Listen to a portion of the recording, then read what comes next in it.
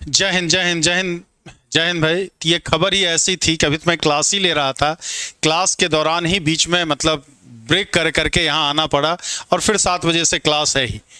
तो ये खबर ही ऐसी थी। बहुत कभी कभार तो यूपी में ऐसी खबर सुनने को मिलती है। अब यहाँ पे एक बहुत बड़ी घोषणा बाबा जी ने किया है। यहीं फूलपुर में उपचुनाव है शायद जल्दी ही, तो वहीं पे मन से किया है और वो भरोसा तो करना पड़ेगा। भरोसा तो खैर करना ही पड़ेगा, उसके बिना और हम लोग के पास कोई चारा नहीं है। आपके पास चारा है ना, हमारे पास चारा है भाई, ठीक। तो इस उम्मीद को पॉजिटिव एनर्जी के साथ ले करके हमें चलना होगा। तो पहले बाबा ने क्या कहा है हमारे मुख्यमंत्री ने, ठीक है, उसके बाद फिर इस पे चर्चा हम लोग आगे करेंगे। जल्दी से एक बार आप देख लीजिए पहले। चलो, हाँ, करिए कितने बड़ी संख्या में, और फिर इतने ही और भर्ती के रियाचन उनको हम देने जा रहे हैं कि युवाओं को नौकरी दो। उत्तर प्रदेश में नौकरी की कमी नहीं होगी। आज हमारा उत्तर प्रदेश रेवेन्यू सरप्लस प्रदेश है। शिक्षा आयोग का गठन हो चुका है। शिक्षा आयोग कार्य करने जा रहा है। बेसिक, माध्यमिक, उच्च, तकनीकी, व्यवसायिक, मेडिकल एजुकेशन में बहनों और भाइयों 60,000 से अधिक नियुक्तियां इंतजार कर रही हैं। वहां पर भी बड़ी पैमाने पर नियुक्ति की प्रक्रिया, अलग अलग विभागों में नियुक्ति की प्रक्रिया धड़ल्ले से आगे बढ़ेगी। और अब माफिया नहीं, अब दंगाई नहीं, यूपी सुरक्षा का मॉडल प्रदेश बन चुका है। उत्तर प्रदेश आज निवेश का, इन्वेस्टमेंट का सबसे ड्रीम डेस्टिनेशन बना है।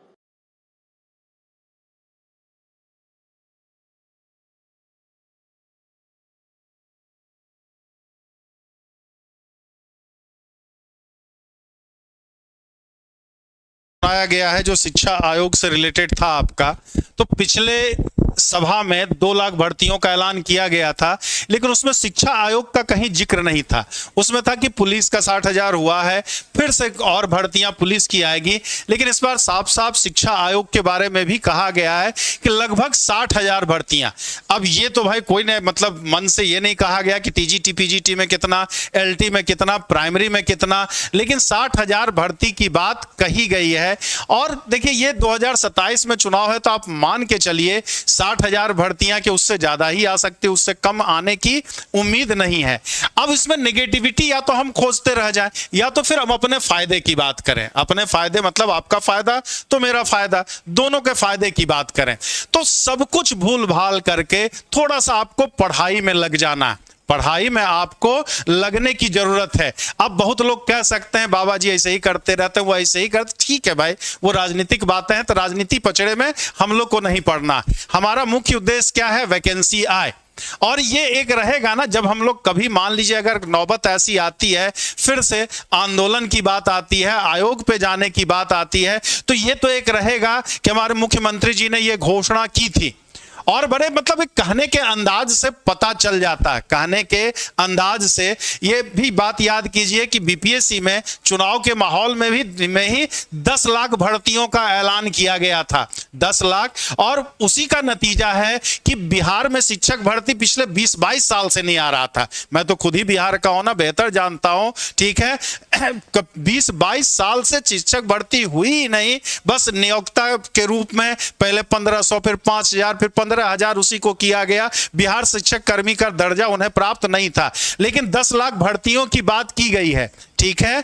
10 लाख भर्तियों की बात जब की गई थी, तो फिर क्या बीपीएससी टीआरई 1 हुआ, टीआरई 2 हुआ, टीआरई 3 हुआ हमारा, और साथ ही साथ फिर क्या टीआरई 4 और 5 की तैयारी चल रही। कम से कम टीआरई 4 और 5 की तैयारी चल रही है। तो इसको मानते हुए हम नेगेटिव ना हो करके पॉजिटिव, ऑप्टिमिस्ट होकर के, आशावादी होकर के हमें लगना होगा। हाँ, अगर निराशावादी होने से हमें कुछ लाभ होता है कि भाई ना हम निराशावादी रहेंगे, हमारा सिलेक्शन हो जाएगा, हम नहीं पढ़ेंगे, हम कमेंट में गरिया के करेंगे, राजनीतिक बातें कर करके करेंगे, ये करें, उसका कुछ फायदा है तो भर भर के करें। हम भी आपका साथ दें, हम भी उसमें आपका साथ दें, लेकिन उसका कुछ फायदा तो होना नहीं है। फायदा हमारा किस में होना है?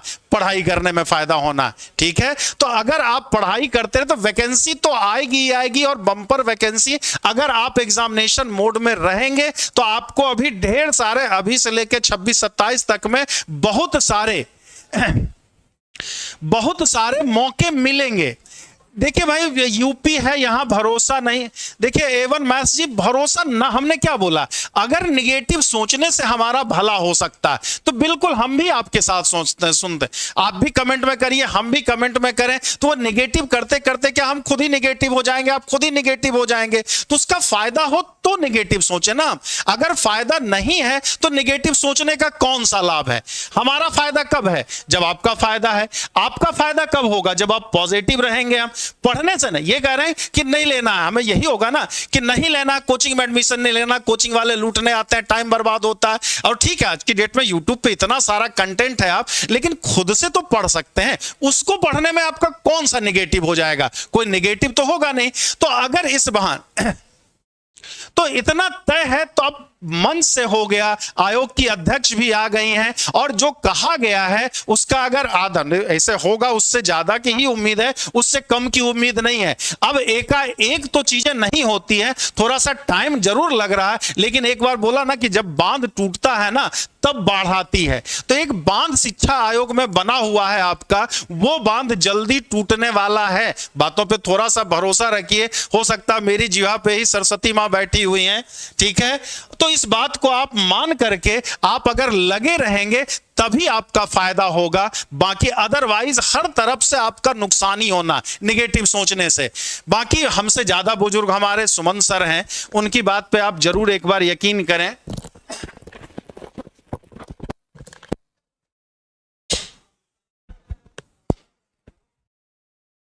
कि बीएम सर आपको हमेशा जगाने आते हैं, आप उनके बात को नेगेटिव कभी मत लिया करिए।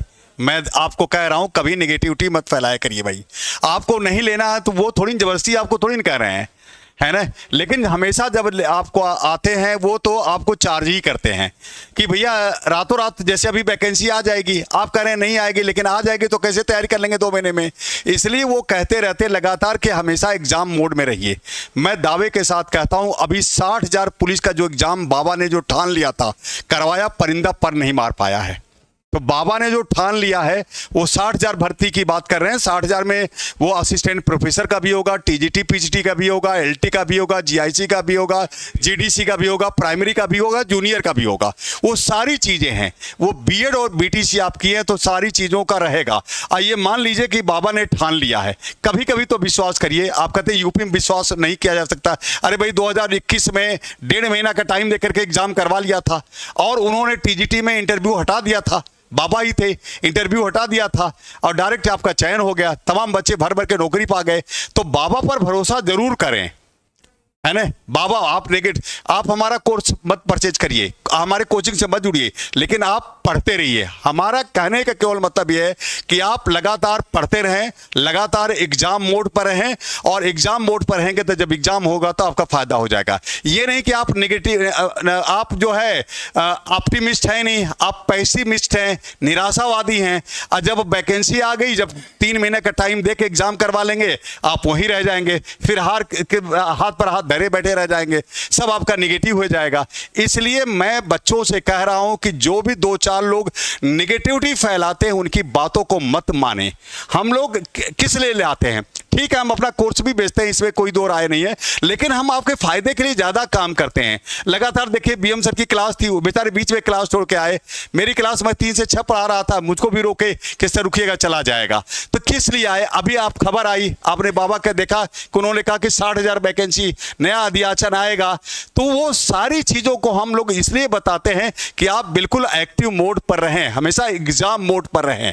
बाकी कोर्स लेना न लेना वो आपकी बात है, लेकिन हम आपको जगाते रहेंगे, चाहे आप जो भी हमारे बारे में कहें, हमारे बारे में आप जो भी कहें, जगाते रहेंगे। और बीएम सर तो इसमें हमेशा एक्टिव रहते हैं भाई। इनके तो मैं भी दाद देता हूं कि कितनी मेहनत करते रहते हैं। 12 बजे रात को कोई वैकेंसी आई, बेचारे भागे भागे आते हैं। अब पता चला आयोग में धरना हो रहा है, वहाँ भी चले गए, यूपीपीएससी, यहाँ जो शिक्षा सेवा चयन आयोग चले गए। लगातार करते रहते, किसके लिए करते हैं? आपके लिए ही करते हैं। इसलिए इनकी बातों पर भरोसा करें। बाबर जो उन्होंने कहा वो बिल्कुल बातें सही हैं, वो बिल्कुल होने वाला है, बिल्कुल होने वाला है। जी सर।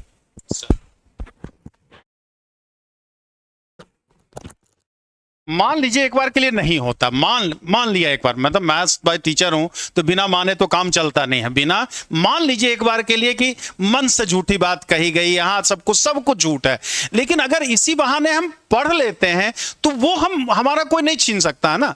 वो अगर आपका कोई छीन लेगा, पढ़ा हुआ आपसे अगर कोई छीन लेगा, तब बात फिर अलग है कि बेकार हो गया, सब कुछ बेकार हो गया हमारा। तो ये बात तो नहीं है ना।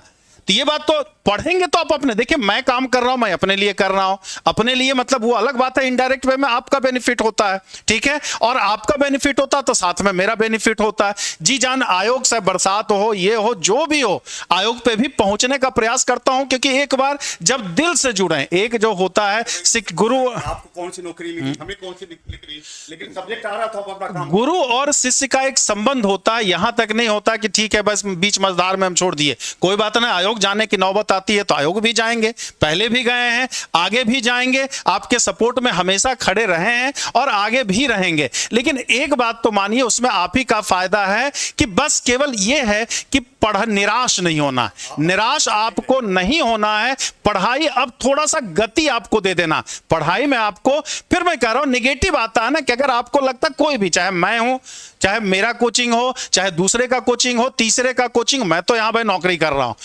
मैं अगर इसमें आयोग पे नहीं जाऊंगा तो मेरा अमरीश शुक्ल जी कुछ ना कर पाएंगे, ये वीडियो मैं नहीं बनाऊंगा तो अमरीश शुक्ल कुछ ना बना कहेंगे। अगर ऐसी कोई बात आती है, अमरीश शुक्ल जी मतलब मैनेजमेंट कहते रह जाता सर जाइए जाइए जाइए, बोला मैं ये सब चीज के लिए ना जाऊंगा।